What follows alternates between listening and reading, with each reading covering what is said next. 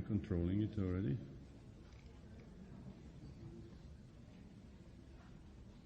Ja, wir brauchen die erste Hälfte. Das ist die zweite Hälfte der Bilder.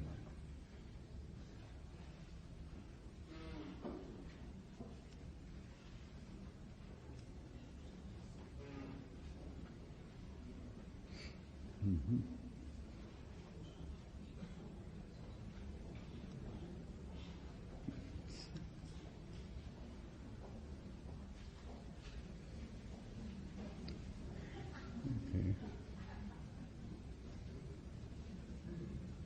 Okay, I'll go with the flow. We'll just start with it. Is that okay?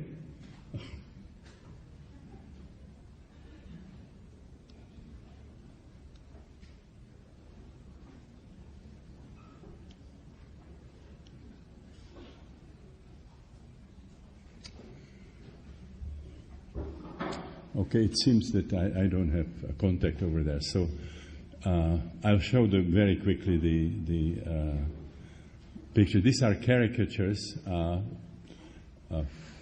from the time of wars and revolutions and crises, and it will be juxtaposed with pictures that people drew after they had perinatal experiences, after they experienced the different stages of birth. And it would illustrate what I said on Friday about the work of Lloyd de Moss and so on, who studied the speeches of demagogues and military leaders prior to the onset of war. There was an abundance of figures of speech and metaphors related to birth. So here you can just see how frequently the fetal symbolism is used in political caricatures. And these now are pictures of the going into the first stage of birth, where people experience vortex or experience of being swallowed or going into the underworld. So this is from a high-dose psychedelic session, another psychedelic session, the whirlpool, experience of engulfment of different people from holotropic and psychedelic sessions. This is the experience, when the uterus starts contracting, the fetus is losing the safety of the womb. And now these are some pictures from political crisis.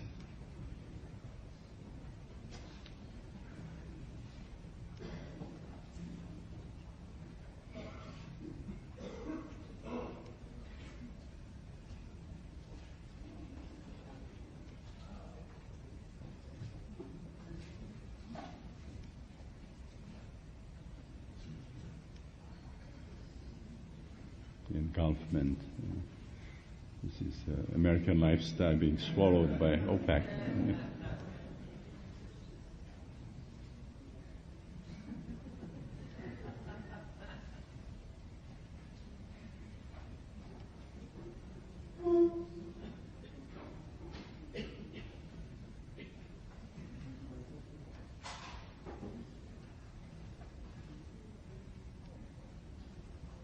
Does anybody see a light at the end of the tunnel?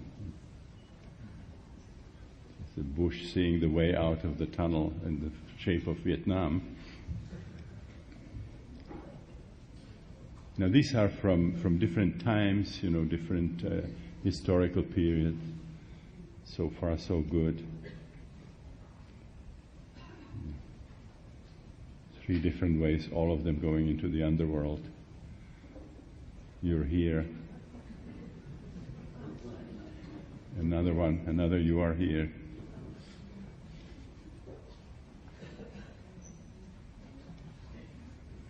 Now the dragon is a common image in psychedelic sessions, where it represents, the elemental forces of birth.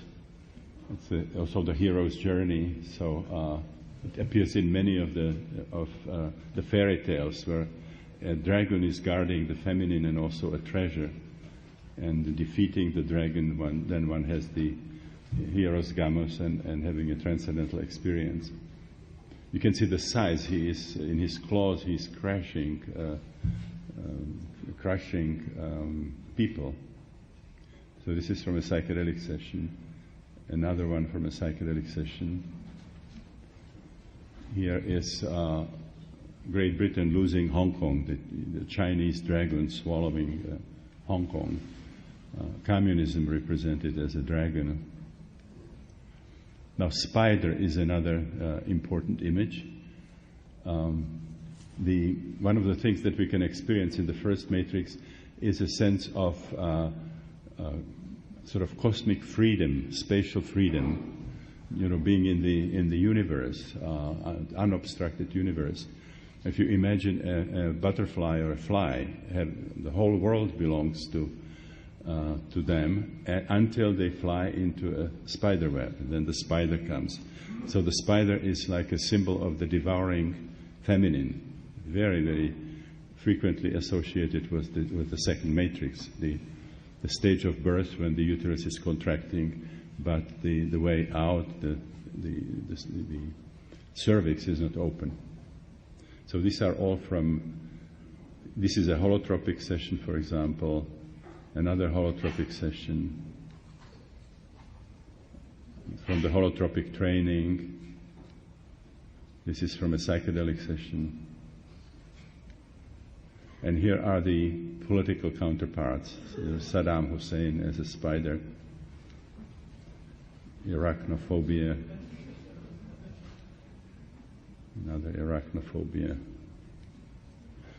Now this is from a Soviet journal. This is Zapadnaya Europa, means Western Europe. So this is American capitalists bringing atomic weapons into Europe in the form of a spider.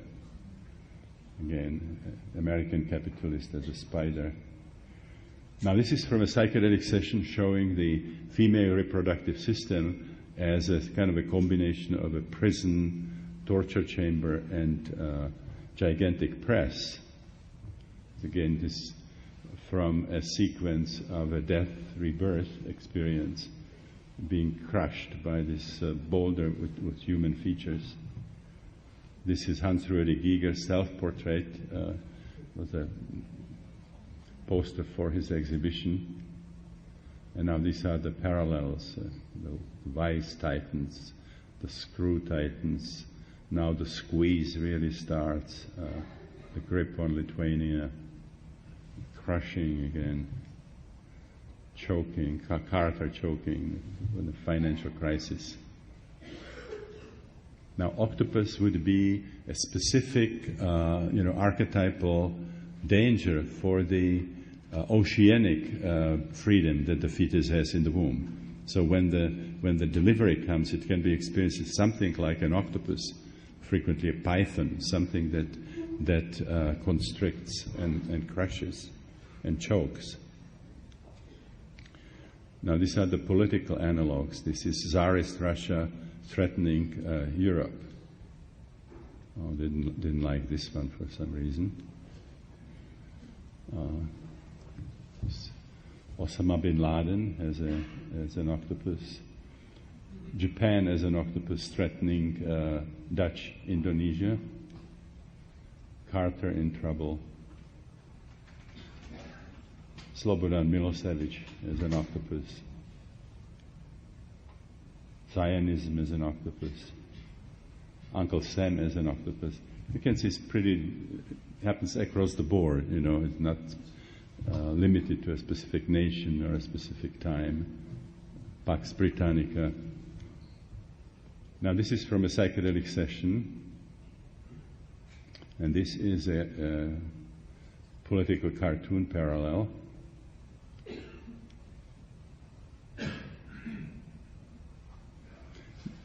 In the Salvador cartoon, there were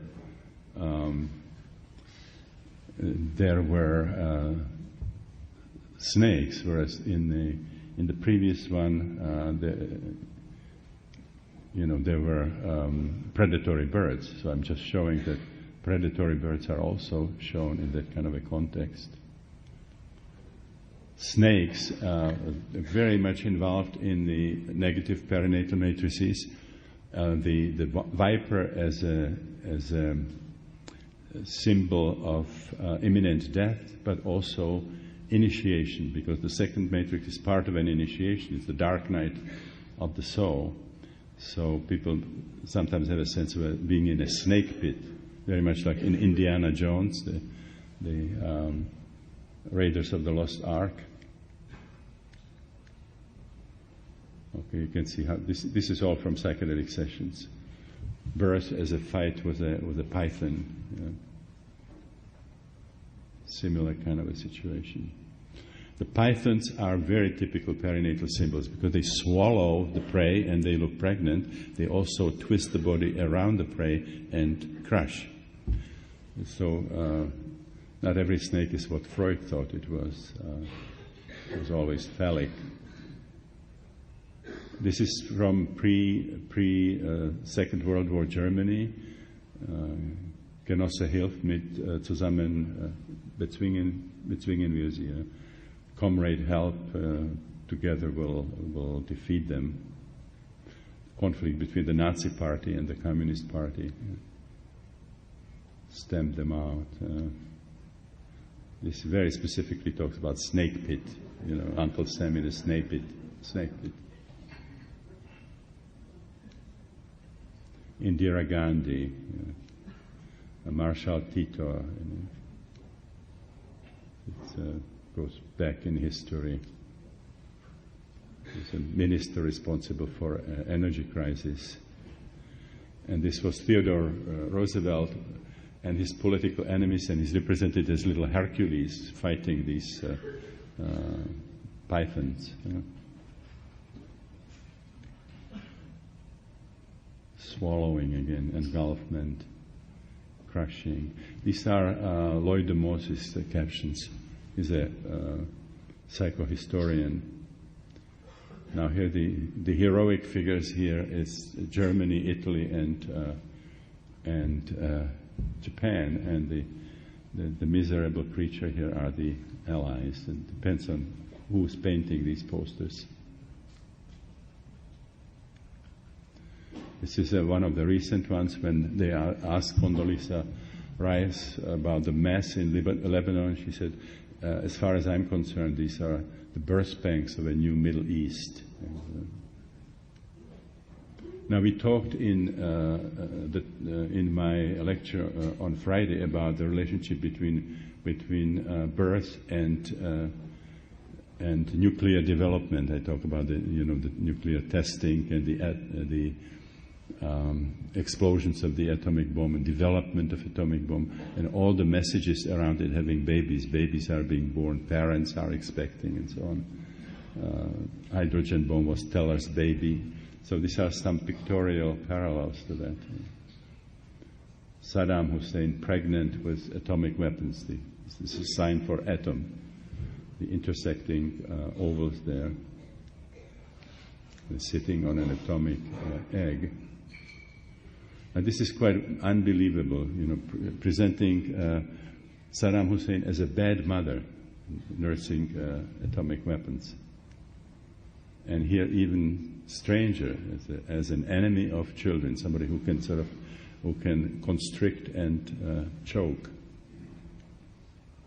And here you can see the opposite, calling for leadership as, show us the way out of the tunnel.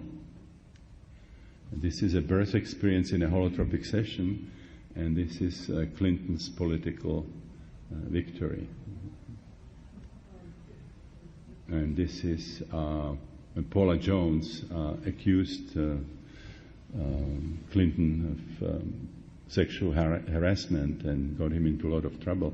Here she is basically sending him, through this journey, through the sewage system, and he emerges with a halo, and then ends up as a kind of beaten-up fetus. In our training, I usually show it juxtaposed to a wonderful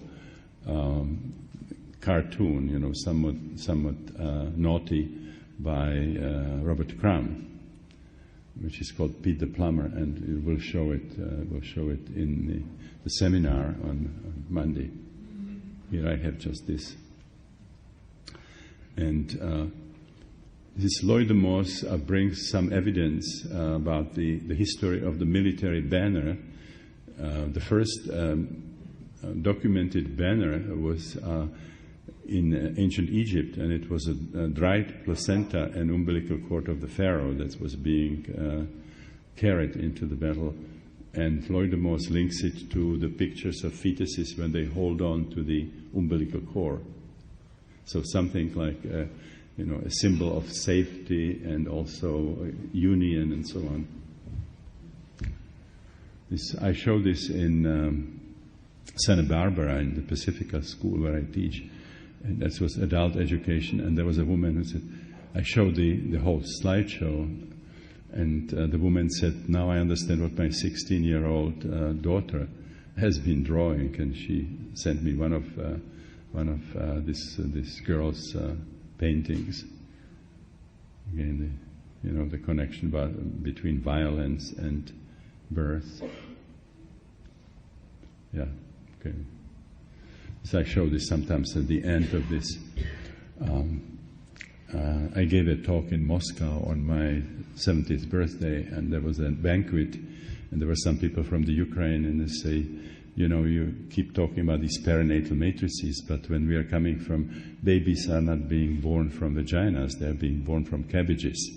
And this was that was a 70th birthday present. And I have one last one that I usually show after a perinatal show, which appeared in the San Francisco Chronicle after Bush made his idiotic statement about the intelligent design, when he wanted American schools to teach creationism, that the universe was created 6,000 years ago and so on.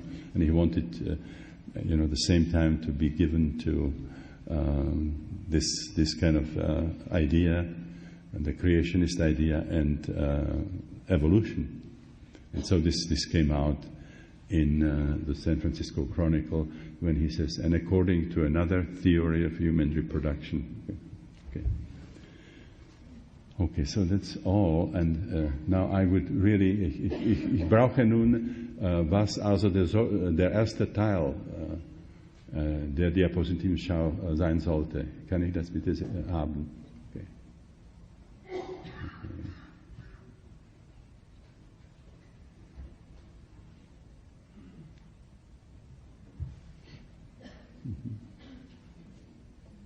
Okay. So I will not. How many of you were there for the Friday talk, or how many were not? Okay, quite a few. I will not repeat these things. I was asking people, how many of them had non-ordinary states of consciousness of this particular category. Then specifically asking, maybe I'll ask here, how many of you experienced the breathwork, the holotropic breathwork? Okay, thank you. So Lucius promised that he will bring more of those announcements, where the different opportunities will be experiencing holotropic breathwork if you want. And Theo Steiner just gave me the people who would be interested in holotropic breathwork in Switzerland. They both went through our training, and they have been doing this for years. So those of you who would like to try it and compare it with psychedelics, you would have the opportunity. I understand people asking about tomorrow. We cannot do the breath work. We need at least a weekend for that. So this will be a theoretical lecture, but there will be tremendous emphasis on images, kind of a right hemisphere, and we'll sort of explore the symbolism and go through the whole psychospiritual process of death and rebirth. So I talked about my first experience that sort of brought me into this, and how after my first experience, the study of these non-ordinary states became really my lifetime passion. I talked about the work that we have done with psychedelics, working with people in spiritual emergency.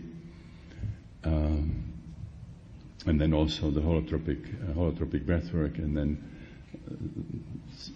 how my interest took me to other areas where there were non-ordinary states, going to shamanic cultures, doing ceremonies with natives, working with people who had near-death experiences. We had a study with cancer patients where we used psychedelics to induce mystical experiencing, and studying how that takes away the fear of death and transforms the experience of dying. I was very interested in connecting with Tibetans, with yogis, with the Benedictine order, which are Christian mystics and so on. But the common denominator of whatever I was doing the last 50 years always was going for different versions of these non-ordinary states, or the subcategory which I call holotropic, which are those that have therapeutic potential, which have transformative potential, and I believe even evolutionary potential. And then I showed some of these pictures again. I think it's very nice to bring Albert here for a little while. So this is the picture where he, at the time when he discovered LSD, which was shown all over the world. This was about 10 years ago, a visit with him. Now this is Anita, who just recently died. And this additional person here is Christina, for those of you who don't know her. And we just happened, during this visit, to run into Robert Venosa and Martina Hoffman, wonderful visionary artists. And this is when we brought Hans-Ruedi Giger to the Hoffmans, and they became really good friends. And Albert admires Hans-Ruedi Giger because he has amazing ability to capture the dark side. There's nobody like he managed to map the cartography of the bad trip, the second matrix and third matrix, as I call it. This was a time when Hans-Ruedi Giger allowed us to use the upper floor in the museum. I understand that would be an expedition to Gruyere to see Hans-Ruedi's museum, and I really recommend it. It's amazing, amazing art. So we had lunch in Gruyere, and then Hans-Ruedi showed Albert his gallery. You can see the size of these pictures, these paintings. And this on the right side is Carmen.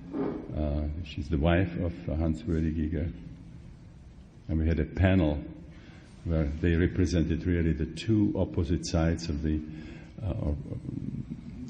psychedelic experience. Hans-Ruedi being the absolute master of the dark side, and Albert these days is in a place like a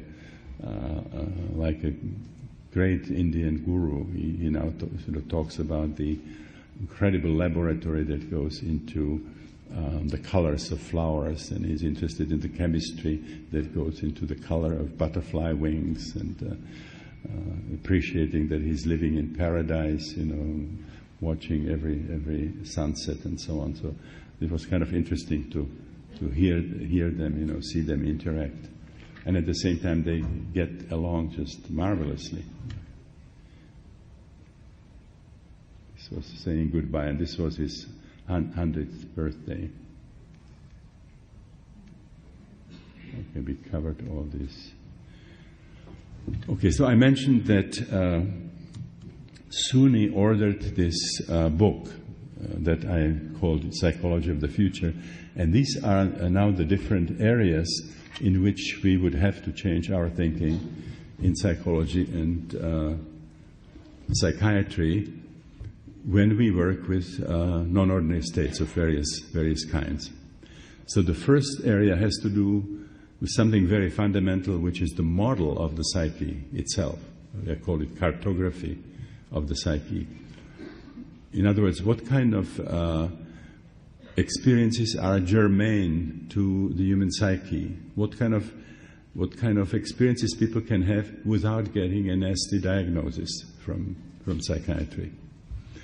Now, currently we have a model where the psyche is somehow limited to postnatal biography, what happened to us after we were born, and the individual unconscious, which is a derivative of postnatal biography, rejected, repressed, forgotten things.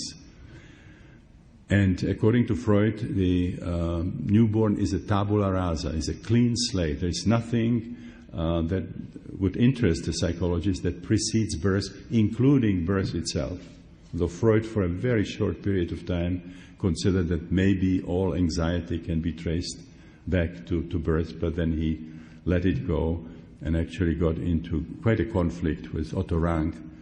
Otto Rank kind of, caught the ball and ran with it, and very secretly worked on a book, The Trauma of Birth, that he handed to Freud fresh from the press on Freud's birthday. And Ernest Jones, who is the main biographer of Freud, described that Freud went into a state of emotional shock after reading Rank's book. And the reason why that happened is that he believed that it's possible that posterity will see Rank's contribution as being more fundamental than his own contribution. And, then finally, after working it through a little, he issued a very positive statement that, this is very important work, and it's important second only to the discovery of psychoanalysis by himself, and that people should, the therapists should study people born with cesarean section, difficult births, regular births, and so on, and see the impact that it has on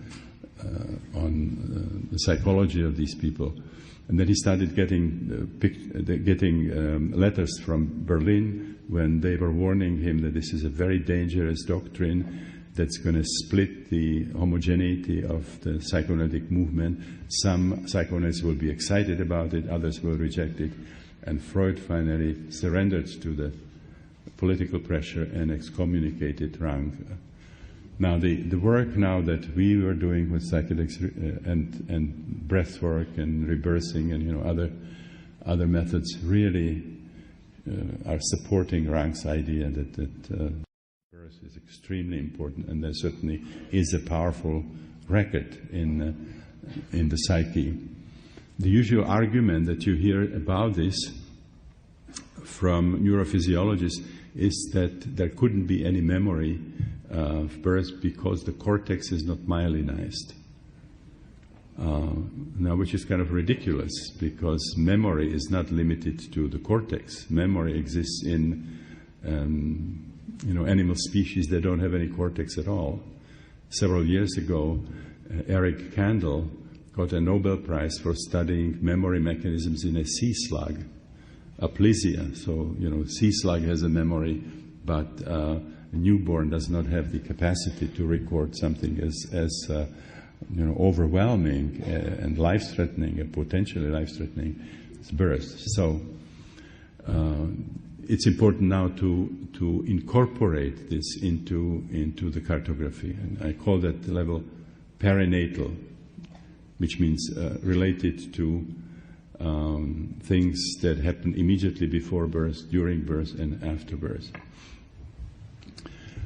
It's quite amazing if you think about it, about that logical inconsistency, that there is a general agreement among psychiatrists that the early nursing experience are all important. They can really shape the personality and so on. Harris Tex Sullivan wrote about the baby who is being nursed, being able to distinguish good nipple, bad nipple, good nipple, evil nipple, and wrong nipple. Good nipple is the nipple that gives you milk. Evil nipple is one that, the good nipple gives milk and things are great. The mother is a loving mother, holding the child the right way and so on.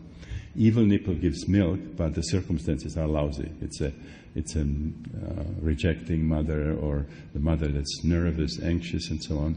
And then the wrong nipple is, either the thumb or the big toe, and doesn't give any milk. And then he has, far-reaching speculations how that influences the development without recognizing the importance of birth. So we are asked to believe that the fetus can go through this horrendous experience that can last, 20, 30, 40 hours. Forceps might have to be used. The child might die and have to be resuscitated. Doesn't notice that anything strange is happening. It's not recorded anywhere. And then instantly after birth emerges into the world as this connoisseur of female nipples. Circumstances are not quite right here. Mom is not holding me the right way. So if the child didn't notice that something strange was happening when he or she was being born, it's going to take a long time before the child will recognize nuances in the circumstances of nursing. So then I recognized, as I was working with people who are reliving birth, that the experiences were coming in these 4 experiential clusters, each of them having specific emotions, specific psychosomatic feelings, and also each of them represented a kind of a specific opening into the collective unconscious, either historical, or karmic, or mythological. So the perinatal level really is a mixture of experiences that are replay of what happened biologically in birth, but also it's all mixed up with archetypes. And we'll see the images tomorrow, and when we are going to be discussing that specific symbolism. So I talk about these clusters as basic perinatal matrices, or BPM. The first one is associated with the situation of before the onset of birth, when the child is still in the womb. The second is the uterus contracting and no way out. The cervix is not open. The third matrix, very specific kind of combination of experiences. Then the cervix open, and then we struggle to be born. And then the fourth matrix, the actual coming out. And then beyond that, the cartography also has now a level that we call transpersonal, which includes experiences of oneness with other people, experiencing group consciousness. In psychedelic sessions, you can experience yourself as all mothers of the world, or all children of the world, or all soldiers of the world, and so on. Very, very vast kind of experiences, or even identify with the field of human species, all together. It can take you to the animal realm. You can have experiential identification with anything from primates down to unicellular organisms. And what's important, getting new information about each of those experiences of identification with these other life forms that is way beyond anything that you know from biology or some NOVA programs or some other sources. So what's involved in transpersonal experiences is a radically it's an alternative way of getting to know the universe. The usual way is through senses. We have sensory perception. We analyze and then synthesize the information that came through the senses, and then we make a conclusion about the world. This is a radical alternative where we go into a holotropic state of consciousness and we learn about different aspects of the world by becoming them. By becoming other people, by becoming animals, by experiencing ourselves as a plant, and so on. Now, this is the basic message of many esoteric systems. You find it in Tantra, you find it in Kabbalah, you find it in the Hermetic tradition, the idea that each of us is a microcosm that somehow contains the whole universe. Now, this is, of course, considered to be absurd, nonsense by traditional science, violating, among others, Aristotelian logic. So what are you? Are you a part of the universe, or are you the whole? You have to make a decision. Now, we got now a way of looking at it scientifically since the discovery of optical holography. When we talk about us being the whole universe, we are talking about information. We have the capacity under certain circumstances to experience ourselves as any aspect of the universe. And what materialistic science is interested in is something else, which is what you can weigh and measure. So if I experience myself as an elephant in a psychedelic session, that doesn't mean if you put me on a scale that you're going to get 3 tons. It's going to be substantial, but not 3 tons. So those are sort of complementary aspects. When we talk about transpersonal experiences, we are talking about getting information. We are not talking about objects. And so, optical holography is and the holographic model of the universe, an amazing, amazing model for mystical experiences, for transpersonal experiences in general. So what these experiences are telling us is that everything that we can, in the ordinary state of consciousness, which I call, by the way, holotropic. Hyle means matter, and trepein means moving to. So consciousness oriented towards matter as a counterpoint to holotropic, where you have the experiences that take us in the direction of our wholeness, reclaiming our cosmic status, and so on. So everything that we can experience as an object in the ordinary, in the holotropic state, has in the holotropic state a subjective counterpart. I can see a sequoia in my ordinary state of consciousness. I can become a sequoia in a non-ordinary state of consciousness. Okay, so this is the cartography. So as you can see, this is a vast expansion from things that are limited to my postnatal biography to the idea that my psyche, in a sense, is commensurate with what Jung called anima mundi, that my individual psyche is teased out of this cosmic matrix, and that the boundary is not absolute, that in non-ordinary states it can be transcended. I can become sort of other aspects of the universe, and ultimately I can go all the way and identify with the cosmic creative principle itself. This is the essence of what you find in the Upanishads. The question, who are you? It's tattvam asi. Thou art that. Your true nature is not nama rupa, name and shape. Your true nature is they would say Atman Brahman, but it could be the Tao, it could be the Great Spirit, it could be Allah, the cosmic Christ, whatever name we want to give it. Okay, the second large area where we would have to change our thinking in psychiatry is in relation to what I call architecture of emotional and psychosomatic disorders. Again, if you look at academic psychiatry, if a problem is not organic, if it's not biologically determined, it had its origin in postnatal life. And there's this map that Carl Abraham made where you can link different emotional problems to stages of libidinal development and stages of the development of the object relationships. So I think I already referred to it in this earlier talk.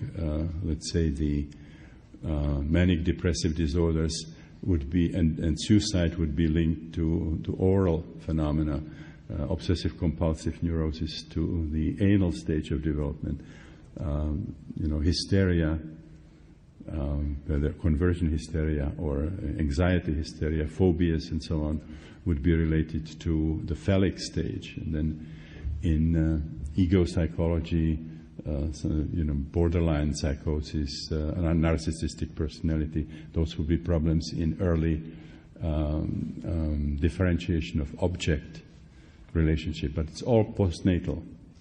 Now, if you work with holotropic states, you will always find something in your history, postnatal history, that is meaningfully related to what you are working on, whether it's emotional symptoms, psychosomatic symptoms, interpersonal problems. You always find meaningful connections to your history, but it doesn't mean that it's all there is. Actually, if you have a method that can take you really deep into the psyche, you will discover that the same problem also have a deeper root. Like if you have claustrophobia, it will take you certainly to birth, tendency to violence, migraine, headaches, asthma. All those things have definitely perinatal roots. And even that's not the whole story, because in a typical symptom, you will find transpersonal roots. So there's a layered, what I call a coex system of condensed experience, which lies behind or underneath the symptoms. And the deepest roots are reaching into the transpersonal. They're karmic, they are archetypal, they are phylogenetic. So this normally would be a very discouraging discovery. We thought all we have to do is to work on our postnatal history, and suddenly the playground is immensely larger. But the positive news is that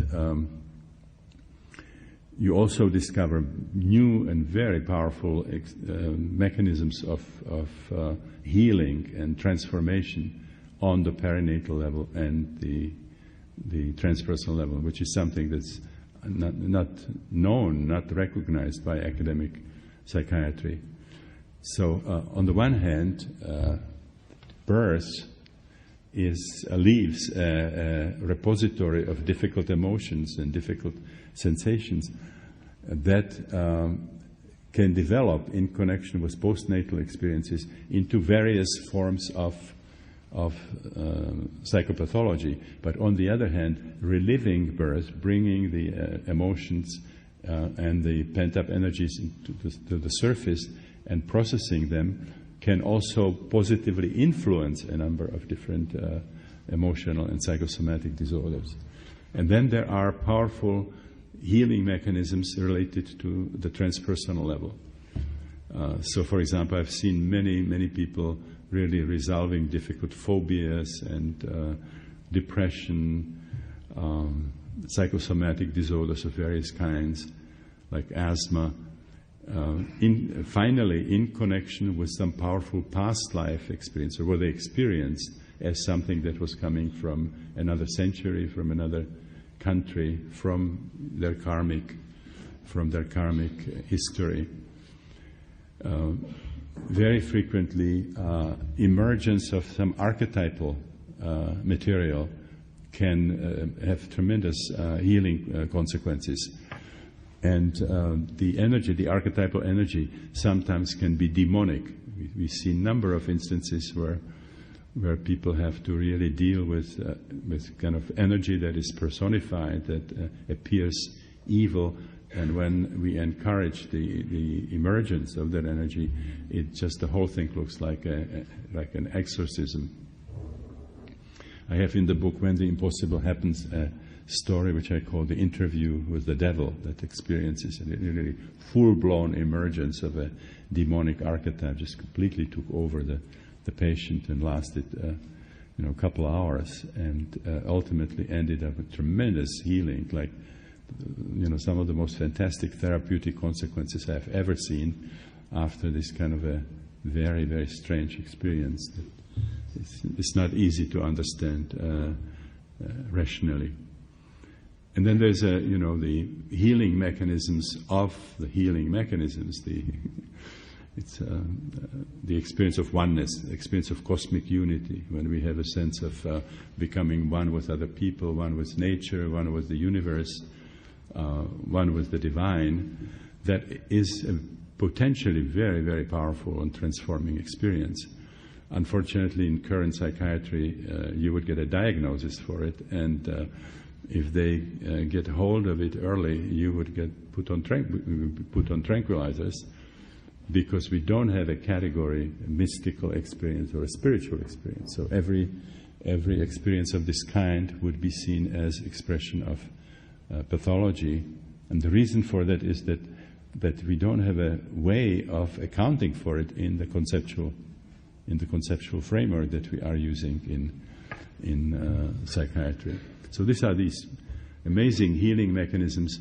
And then there are some mechanisms which are absolutely bizarre. I have again another story in the book. There's actually a category of unorthodox psychiatry, and this was a situation where a woman came to our SLN 5-day workshop, and she had a depression that had lasted, I think, 4 years. And every time she got up in the morning, she couldn't get going. It took her 2 hours before she really got to move. And she, in the breathwork that we were doing, had some powerful birth experiences, linked the depression to difficult birth. But then the final resolution came when she felt unresolved, and we put her in the middle and wanted to complete the experience when the rest of the group was assisting. And she finally ended up chanting in a very emphatic way, a repetitive chant, kind of a prayer, and it lasted for a very long time. People around, in the group, they felt very moved. Some people started to cry. Some people were going into a lotus position, and nobody knew what was happening. She was there, in an extremely sort of emotional state, chanting something that none of us understood, and then finally lay back, and it was just in ecstasy. And there was a psychoanalyst from Buenos Aires who came to us. He was Jewish, and came to us and says, "This is incredible. Do you understand what happened?" We said, "No." He said she was chanting in perfect Sephardic, which is a medieval, Spanish Hebrew kind of a mixture, like what you have between German and Hebrew. And it happened to be his hobby. Synchronistically, it happened to be his hobby. And so we said, "What was she singing?" And he said she was singing, "I am suffering, and I will always suffer. I am praying. I am crying, and I will always cry. I am praying, and I will always pray." And somehow, doing this kind of Sephardic prayer for a significant amount of time resolved her depression. We saw her several times later, and the depression didn't come back. So it's not easy to find a psychiatric handbook where they would be talking about healing depression by Sephardic prayers. Okay. I don't understand to this date what it was about, but there are things that happen, which are very extraordinary, very, very unusual mechanisms of healing, like that, the one that I call Flora, where the demonic archetype came through, or this one where it was about the Sephardic prayer. Okay, the next one is very important. It has to do with strategy of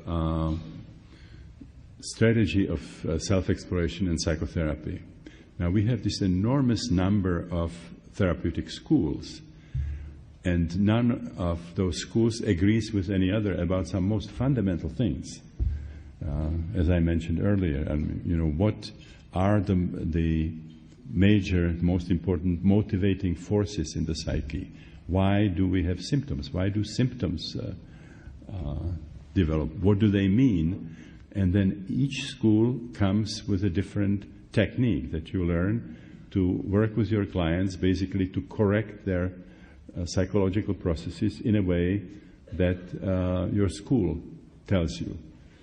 But the problem is this phenomenal lack of agreement. So it's really arbitrary. I mean, you have a problem, you can flip a coin, you choose a school, and each school gives you a different explanation of what's wrong with you, and each school asks you to do something else. You might be getting interpretations that would be completely different in different schools for the same thing. And most of us are not even sort of surprised by it or bothered by it. Sure, we have some 50 schools, of psychology. And, if you're a beginning psychologist or psychiatrist, you just choose a school. We have no criteria about the quality, what's the hierarchy, which of them are better, which of them are worse. So our choice is absolutely personal. Like for me, it was Freud. Wow, that's where it is at. This is where I'm going to get my training. And this is what we do. And if it doesn't work for us, then we go and get a training in another school. I usually tell this story from my own psychoanalytic training. I was in psychoanalysis, training psychoanalysis for 7 years, 3 times a week. A lot of money, a lot of time. And I loved every minute of it, to find sort of, the symbolism in my dreams, and every slip of the tongue had some profound meaning. If you ask me, did it change you? I would say, well, I changed in those 7 years, but there was no convincing evidence that whatever changes happened to me had anything to do with my free associating. With my first LSD session, I know I was going in the morning, one person, and somebody else came out in the afternoon. And there's absolutely no doubt in my mind that what happened to me had something to do with that experience. I couldn't say that about the 7 years of psychoanalysis. But anyway, I did it. And there were several young analysts who were, being treated by the same analyst. He must have been in his maybe late 60s. And it was known about him that he kind of fell asleep once in a while, during analysis, and you had to do something to bring him back into the process. And besides being analyzed by him, we also had seminars with him when he got the assignment to report about psychoanalytic literature, and we discussed case histories and so on, and we could ask theoretical questions. So one of us asked a purely theoretical question. What happens if a psychoanalyst falls asleep, during psychoanalysis? If I keep free associating, does therapy still continue? Does it require a fully awake psychoanalyst? No, he couldn't say, this kind of thing doesn't happen in psychoanalysis. I mean, he knew, we knew, so he had to do something with it. So he said, yeah, I mean, it can happen. Sometimes you are tired, you're recovering from a flu, you didn't get enough sleep and so on. It can happen. But if you are in this business for a long time, you develop this sixth sense. You fall asleep only when the stuff that's coming up is irrelevant. Since when something important, comes, you wake up and you're right there. And he was a great admirer of Pavlov. Pavlov talks about the inhibition of the cortex, and then he talks about the waking point. Like if you're a hypnotist, you can sort of go through a waking point in an inhibited cortex. And one of his examples is a mother who can sleep through heavy noises, but when her own child starts moaning, she has this waking point, and so she wakes up right away and attends to the child. It's just like Pavlov's mother. Well, it's a little different. It would very much depend on what kind of analyst you would have. Had I had an Adlerian or Rankian or Sullivanian therapist, they would have fallen asleep or waked up, at different parts of my narrative, because what's relevant for one school is not necessarily relevant for another. Now, the other thing is the therapeutic result. You see, we believe that we can use our intellect to understand the psyche in general and the psyche of the client in particular, and that we can come up with a technique to change that. And a lot of the therapy, it's about interpretations. Now, if there are such differences between the schools, it means people get different interpretations for the same kind of problems. And, we don't have any statistics that would be showing that one school is superior to another. Now, if this were true, that intellectual understanding of the psyche and right kind of technique, right interpretations with proper timing are the factor in therapy, we would have to have a distribution on a Gaussian curve, when one school would have to have the most accurate intellectual understanding, as a result of it, most effective therapeutic technique, get all the good results, and the other schools that depart from it would be on the descending branches of that Gaussian curve. That doesn't happen. The people who looked into this found out something strange, that the differences are actually inside of the schools, not between the schools. You can't prove that one school has significantly better result than another, but what you can show is that within each school there are better therapists and worse therapists. And very likely the results they're getting have nothing to do with what they think they're doing. There are very likely factors involved that you cannot even formulate in scientific terms, like something like the quality of the human encounter between the client and the patient, or the feeling of the client of being unconditionally accepted by another human being, which they didn't have in their own history, or feeling of being important and so on. So what is the alternative now? What do these non-ordinary states teach us about the strategy of therapy? It actually supports very much something that Jung formulated, and that is, it's impossible. It's in principle impossible to use your intellect to understand the psyche. And the reason for that is that, for Jung, the psyche was cosmic. It's not something that's inside of our skull. It's not something that's produced by the brain. The psyche is cosmic, anima mundi, and we partake sort of in this large cosmic matrix. There's a wonderful quote in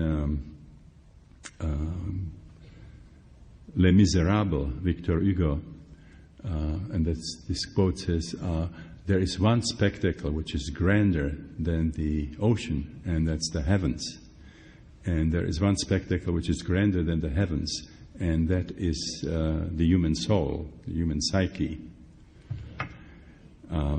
So what can we do? So according to Jung, what you can do, you can create a kind of a protective environment. He was very interested in alchemy, so you can use the image of the alchemical vessel where the transformation happens. And then within that context, you give some method that makes it possible for the conscious ego to communicate with a higher aspect of the client himself or herself, which Jung would call the selves, which when we do it in English, we would use capital S. In German, all nouns are capitalized, so it wouldn't work. And the healing happens in an interaction between the conscious ego and the self, and the interaction happens through symbolic language. Now, Jung himself didn't need any psychedelics or didn't need to do faster breathing. I mean, he was, at times getting more than he could comfortably handle. I mean, his psyche was very, very open at times. And then in his work, he was using active imagination, which is, instead of analyzing the dream from the night, he would ask the patient to lie on the couch and let the dream continue. So he wanted to see the process in kind of statu nascendi as it was emerging. But the same principle really applies to the use of some very powerful methods like psychedelics or the breathing. So we create a supportive environment, like in the breathwork, we pair up people, everybody has a sitter, people alternate, and then we have trained facilitators who go wherever something really unusual is happening that needs some special attention, and we're sure that people do it internalized. We do it in a place where we can make noises, but there are not noises from the outside that disturb the process and so on. Now, once people get into a holotropic state of consciousness, then something like an inner radar gets activated that finds the places in the psyche where there is relevant material. Okay. Which means material that has a strong emotional charge. And that material emerges spontaneously. So it is the inner healing intelligence, you see, that presents the material. What comes first, what comes next, what comes today, and what's going to have to wait for next time. And we, as facilitators, we have to adjust to it. It's like almost like midwifery. We have to support whatever is emerging. So, if we, for example, would do a holotropic breathwork session, with this group, you would see probably most of the things that I'm discussing in the cartography, but it would be very individual. Somebody would be, after the same introduction with the same music, would complete something with the death of their father. Somebody else would be experiencing sexual abuse. Somebody would be reliving birth. Somebody would be having past life experiences. Somebody would have archetypal visions or experience of oneness and so on. So the process itself would determine Francis Vaughan described what defines a transpersonal therapist, and she said the transpersonal therapist is defined by the context, not by the content, which means the transpersonal therapist has a big cartography of the psyche. The content of a particular therapeutic hour or session is given by the client, what comes up from the client, whether it's talking or whether it's some kind of experiences. And the context, the therapist has to have large enough conceptual framework that you can follow the client wherever the client goes. You cannot say, well, I specialize in postnatal biography, or I just do rebirthing, or I just work with past lives. You have to sort of be prepared to work with the whole spectrum, because it's not your choice what is going to emerge. You have to shift. You have to be where the client is. So Jung called it to be a co-adventurer. He said something like, I still write books and try to put things in categories, but I know if a new client comes, it's a new ball game. He said something can happen in the session that nobody has ever seen, that you cannot learn from any books because it's not in any of the books. The psyche is infinitely creative. So that kind of a process then becomes a learning process. We learn as well as help being sort of facilitators for the clients. Okay, what have we next? Spirituality. So again, in traditional psychiatry, which is very materialistic, and again, I'm sort of talking as if all psychiatrists were the same. I'm pretty much aware, that there are many deviations, and particularly a lot of psychiatrists who might be playing the party line when they get into a staff meeting. They on the side, they do other things or hold other convictions. But there's a certain kind of a agreement in the academic circles, and the basic idea is this is a material universe. The history of the universe is the history of developing matter. The universe somehow created itself, and then life, consciousness, intelligence are kind of latecomers after billions of years of this evolution of matter, which is blind, passive, inert, reactive. And, these things happen as a kind of a fluke in an insignificant part of an immense universe that has billions of galaxies. So if you have this kind of a worldview, first of all, the existence is there's no meaning to it. There's no meaning in existence. And the other thing is there is no place for spirit, for spirituality. So if you are spiritual, there is a problem. I mean, you probably have not studied enough materialistic science to really understand what the nature of reality is. You're probably gullible. You are, you're superstitious. You let yourself be dominated by primitive magical thinking. You are into, primary process rather than secondary processes, as Freud calls it. If you have somebody who is very intelligent and still is, taking something like God seriously, then you would have psychoanalysis. Then you have a hang-up from childhood. You're still carrying some infantile images of your parents, and you're projecting them out there and making God and Goddess out of them. And if you have spiritual transpersonal experiences, you get a diagnosis, because there's no category, the mystical experience, spiritual experience. So there would be a tendency to stop those experiences, and you get a label, and you might even get hospitalized for these kinds of experiences.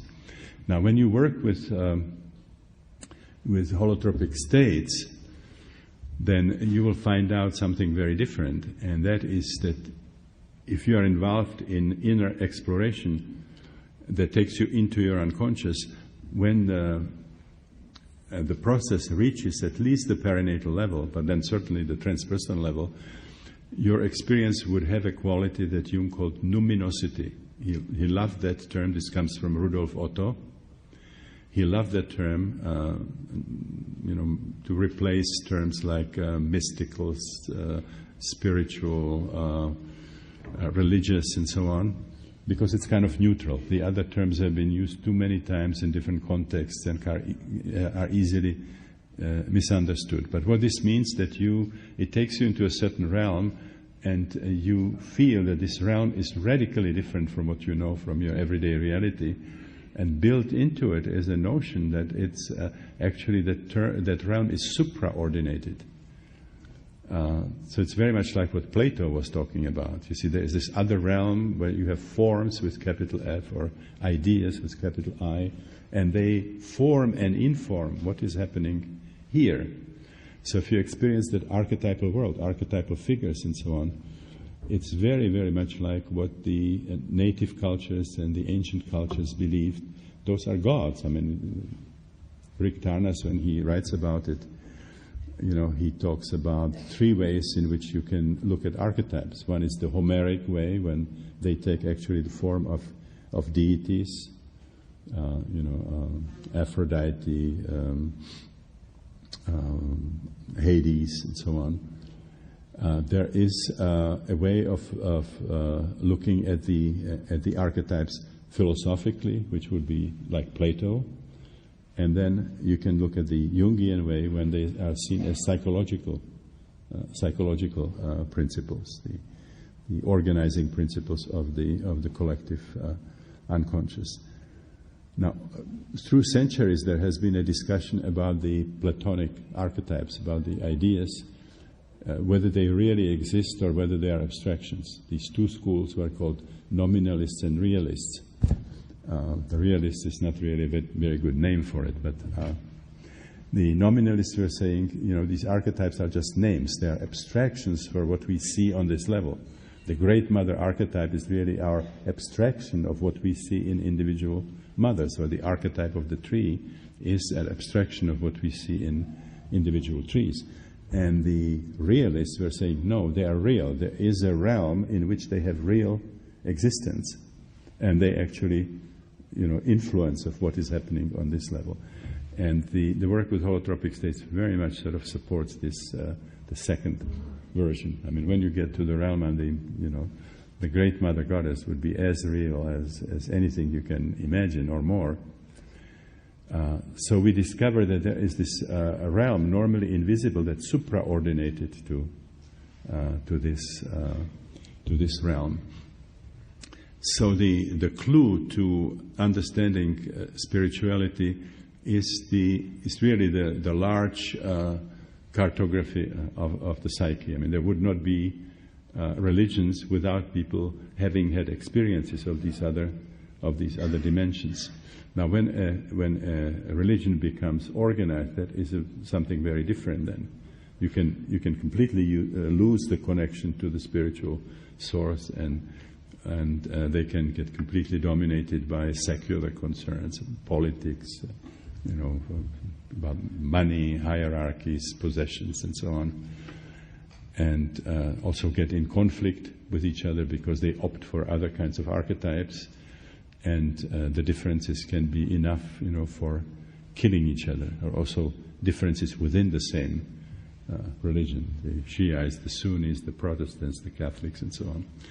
So transpersonal psychology really validates spirituality as an important, vital dimension of the human psyche, and also the universal scheme of things. And is trying to show that there is no conflict between spirituality properly understood and science properly understood.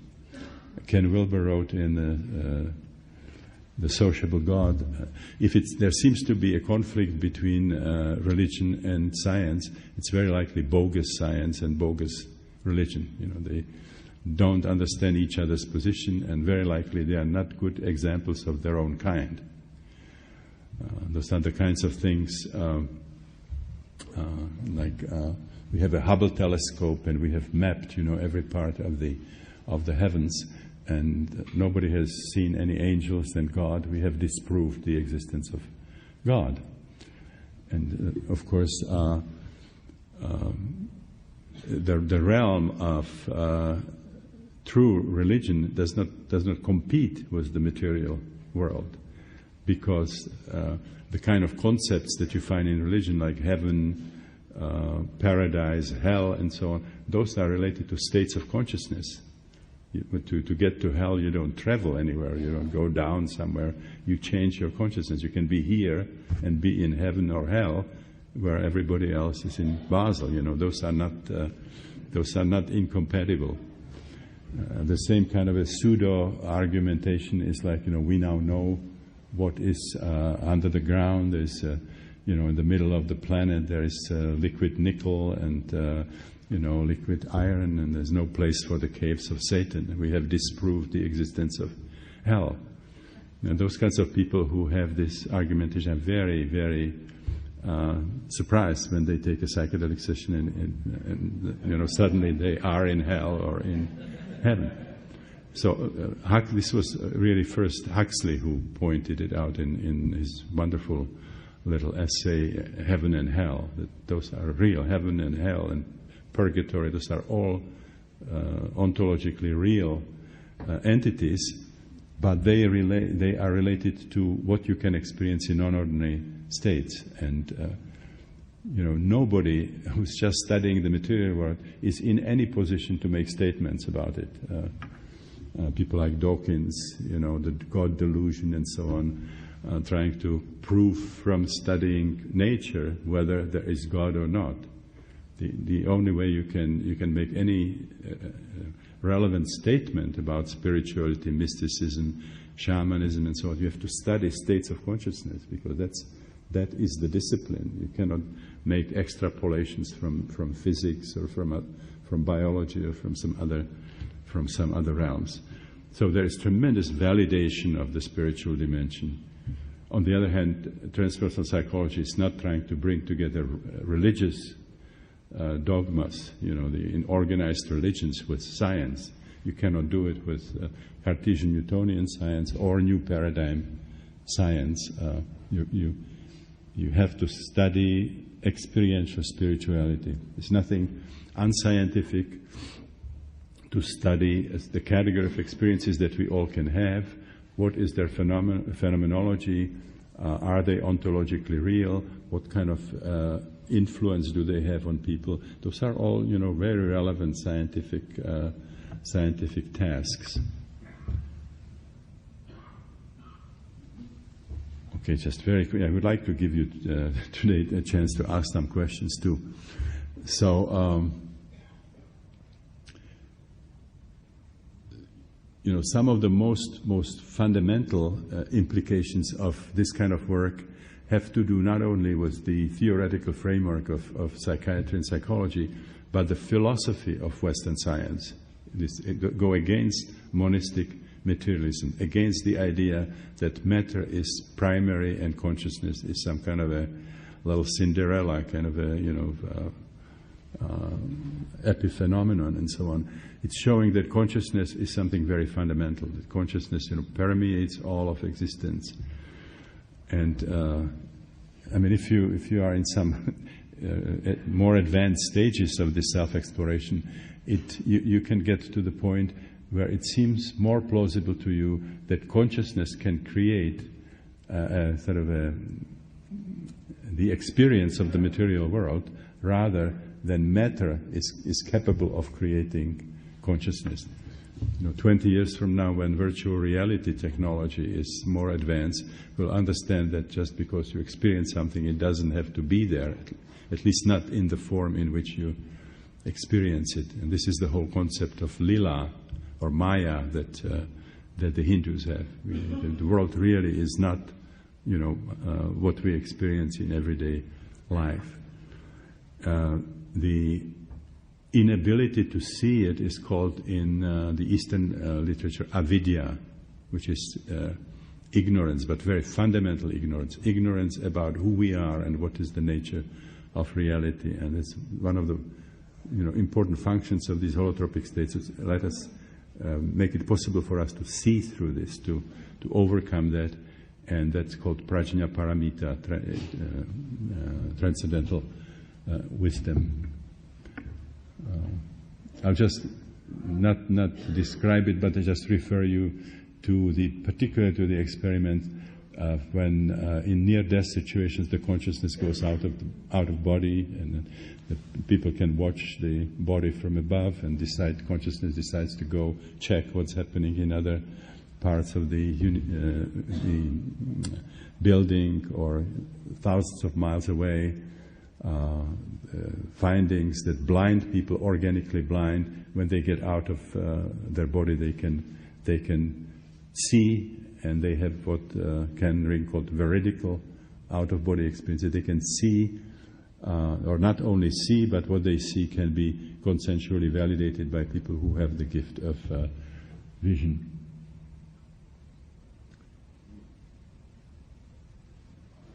Okay, we have the last one. That's subject that we cannot, we can barely touch, and that's the problem of astrology.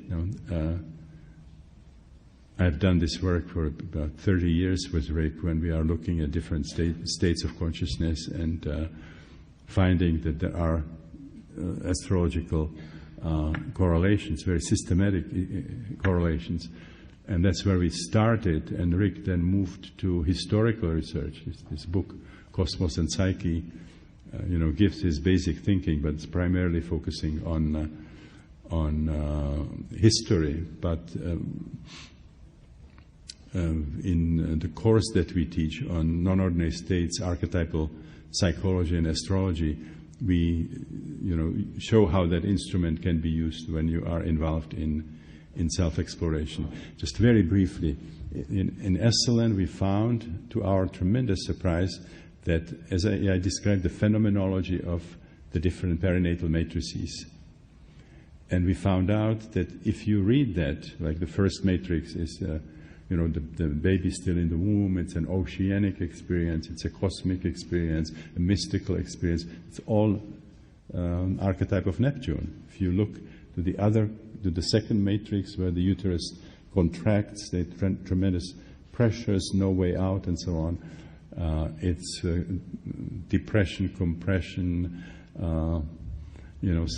starvation, heaviness. All those things are Saturnian. And then the third matrix is when the cervix opens and there is a struggle through the birth canal. That's powerful energies. It's related to birth, death. There's a sexual element that comes from the choking, and then there's the biological material, elimination. This is all under the archetype of Pluto, if you read astrological handbooks. And the last one, the fourth matrix, the coming out, is experience of sort of unexpected resolution of a very difficult situation, breakthrough, overcoming boundaries, epiphany, flood of new insights, and so on, which all belongs to the category of Uranus. So this was really amazing discovery, because I had no idea about astrology at the time, and I was teasing this out of people's experiences. I was, defining these four perinatal matrices by what people were reporting to me, what I was seeing. But then came something even more astounding. We found out that people actually have the encounter with those matrices in their sessions at the time when they have the transits of the corresponding planets. And then it became obvious that you can use astrology in a very, very meaningful way. You can do past research. If you kept, let's say, the records of the dates of your sessions, you can go and find what transits you had and see if it's true, if it was really archetypally predicted by your astrological transits. You can use it for planning a session. You can choose a particularly positive time for your session, or you can use it in the present when somebody is in spiritual emergency. We have never seen anybody having spiritual emergency where there wouldn't be some hard aspects of the outer three planets, four planets. And it correlates with the timing of the spiritual emergency, but also the content. The content, what people are experiencing, reflects the archetypes of the planets which are involved. Anyway, so as much as I can say about it in this context. Again, we can go more into this tomorrow, and I just like to give you some chance to ask at least a few questions, because you didn't have it on Friday. So thank you very much.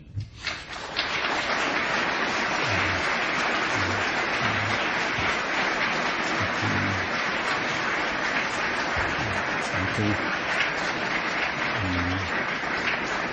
Do we have some kind of arrangement here? Is it a mic that people can use, or how do we do this?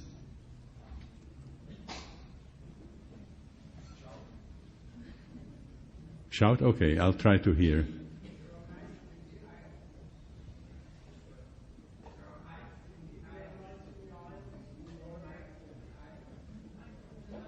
The mic is in the island, you say? Yeah. What?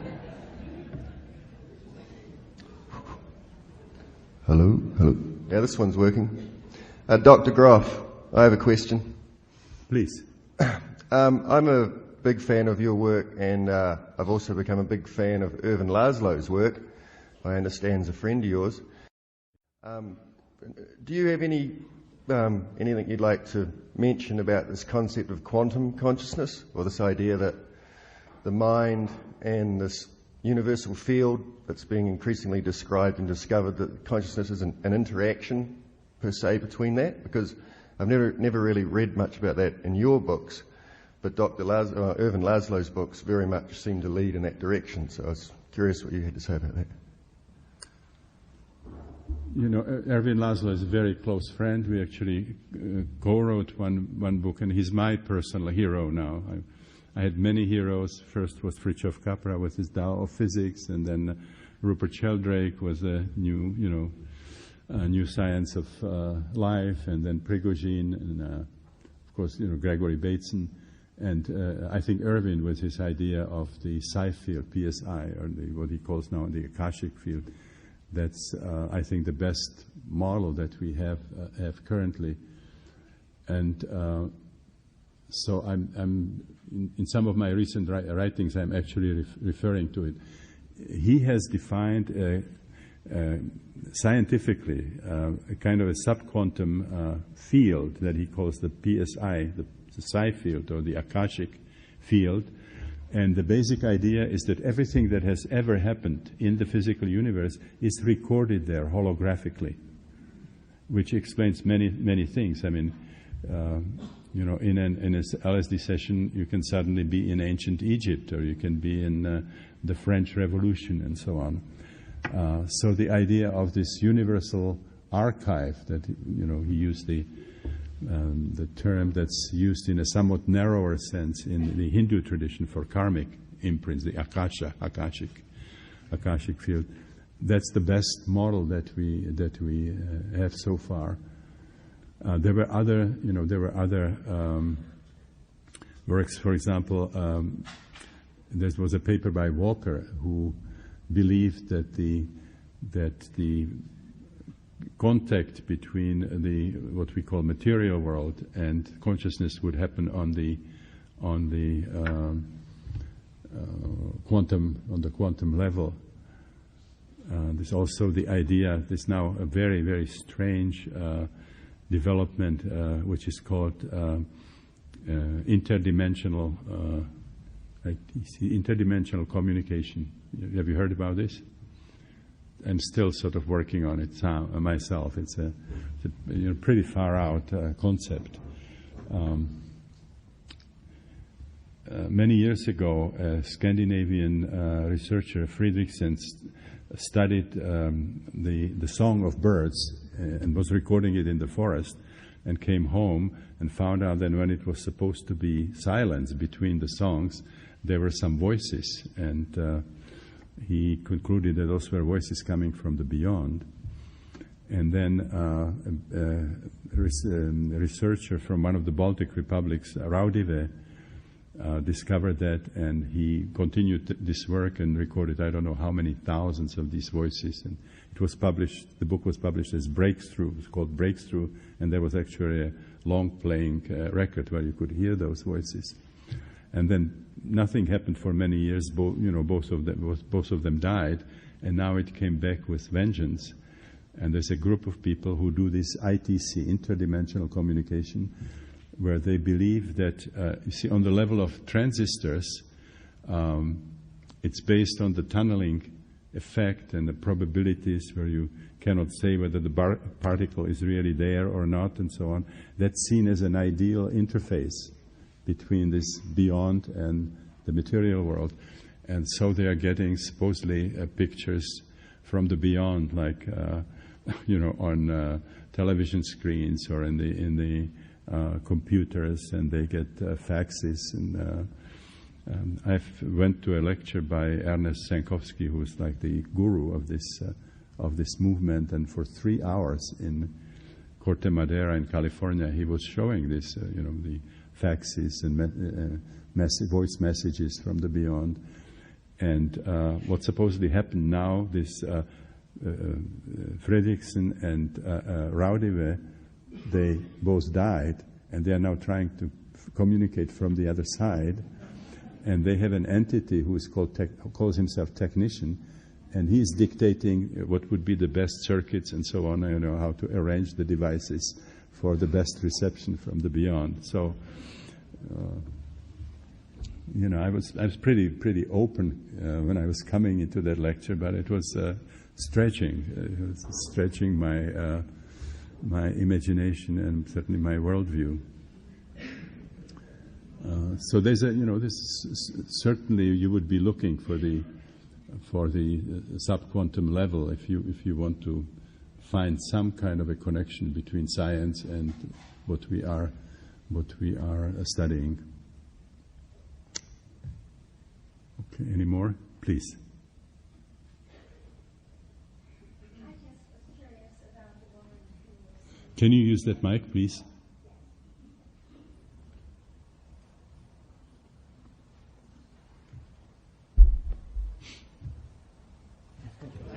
Hello? Hello? Yes, that.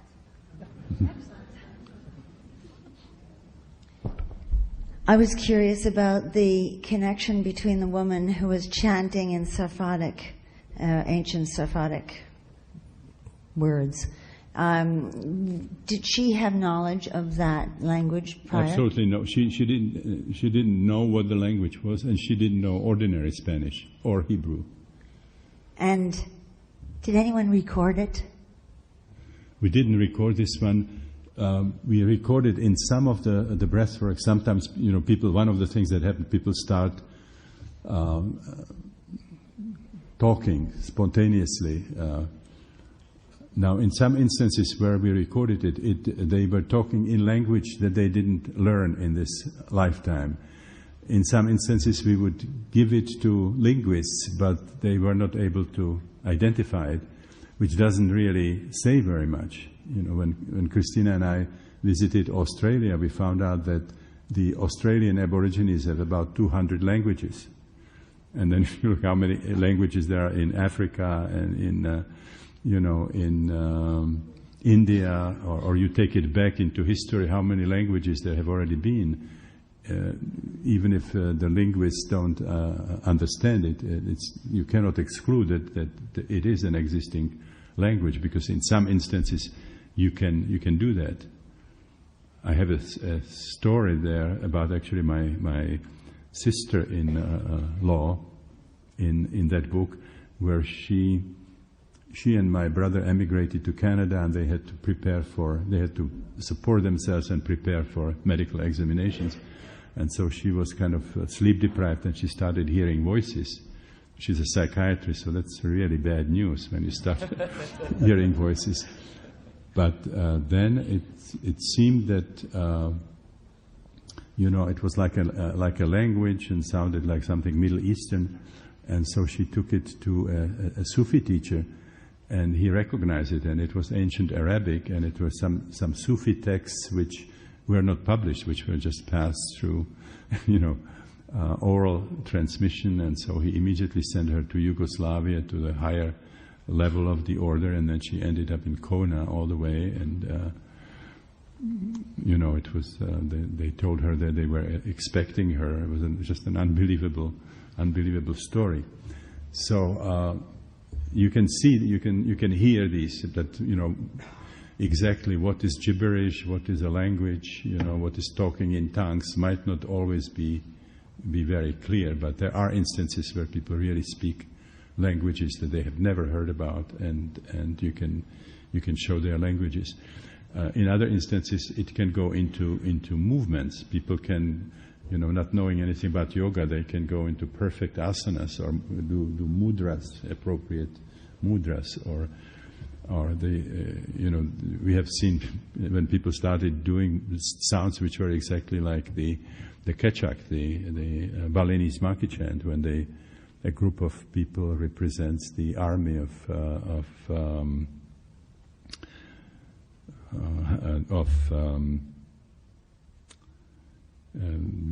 the army of monkeys that was helping Rama, that led by Hanuman. And again, we had in Maryland, we had a closed circuit TV, so people who wanted their sessions recorded, we had the recording.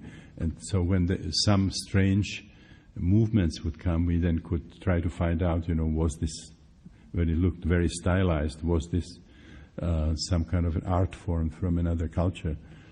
And in some instances, people would do dances from India, and sort of hand movements that take years to learn, like they are telling stories of Krishna just in digital symbols of various kinds.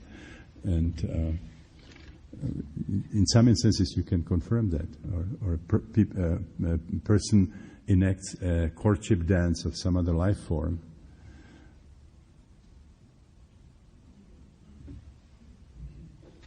Okay, let's take the last one, if anybody has burning question. Yes. Okay. Hi. I have a question here. My name is Lily, and I've been working with breathing work about 8 years, and finally with holotropic breathing the last couple years, and soon to finish the GTT training. And having this background, this morning, when I was listening to Alison Gray, just came to my mind if you can have any suggestions about using holotropic breathing with children in order not to wait until you have a more advanced age and start to heal all your earlier traumas. Okay. We ourselves haven't worked with, with children specifically, but we have instances where children would come. I think the youngest was 10 years that we worked with.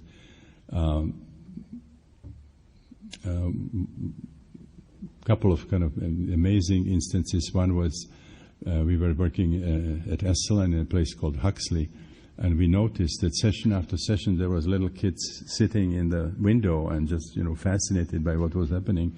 And he finally came and said, "Can I do it with you?" And his father was also at Esselen, and he had done it with us. So I said, go to your father, and if your father says okay, and come. And the next day he came, with his own blanket sort of into the session. And a really great session. It took him all over the world. At one point there was a lot of crying where I felt very guilty, because if it takes into bad places some adult people, they're willing to do it because they know they're working on some material that's sort of, in a way, interfering with their life. But to, cause suffering of the little kid was a different story. But in the sharing, he just told his story, and when I brought up the crying, he says, "Oh, it felt so wonderful to cry." And you see that very, very frequently in the breathwork and other forms, that if you look at people from the outside, they're screaming, crying, and it seems like they're suffering, but actually they have the feeling that something is leaving their body. It's very different from the situation, the original situation, where they were exposed to the abuse or whatever it was, and they did not have the way of processing it. So anyway, so I talked to his father, and I said, the kid is really amazing. He's an old soul. And he said, well, maybe it has something to do with what happened to him when he was 2 years old. Both parents were drug counselors, and the little kid got into their fridge and polished 10 pills of LSD, 200 micrograms each, and they knew something about drugs, so they were smart enough not to call a psychiatrist, and they just held him through it, and it was quite a remarkable kid. So we had instances like this, but there are people whom we trained. One is Brigitte Ashauer. She's from Wiesbaden, German. One was Marie Rivoire in France. I think she was from Rouen, and they actually worked specifically with little children and actually even families. Now you have to get the kid interested in it. I mean, this is you cannot force them to do it. But if there is enough interest, children can certainly do it. And we had a lot of experience at Esselen when people were using Gestalt with children, guided imagery and so on. Those kinds of things can be done certainly, and children love that. Children love that kind of stuff. So it definitely can be done. Where is probably most interesting in the young generation? Most interesting use is do it with adolescents, because if you look at human culture, the puberty rites is probably the most important category of the rites of passage. All the pre-industrial cultures had one or another form of powerful rituals here. And people like Margaret Mead thought that the fact that we lost meaningful rites of passage really contributes to the kind of problems that we have with young people. And actually, many of the young people create their own rites of passage that are pretty, dangerous, cruel, destructive, and so on. And so we had a meeting.